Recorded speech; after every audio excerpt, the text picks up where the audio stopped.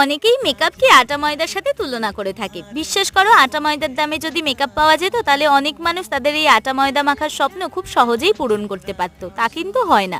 যারা এই ধরনের মন্তব্য করে থাকে তারা বলে তুমি যেমন তেমনই সুন্দর, ঈশ্বরের দেওয়া যেমন আছো তেমনই থাকো, তার উপরে কারিগরি করার চেষ্টা করো না।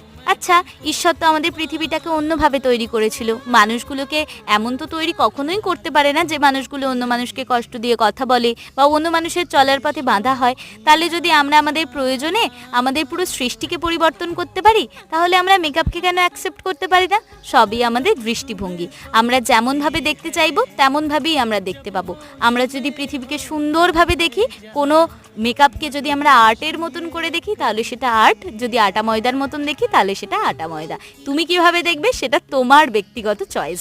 আমাকে জানিও মেকআপটা কেমন লাগলো। ভালো লাগলে like, comment, share, subscribe, follow করতে ভুলো না। টাটা।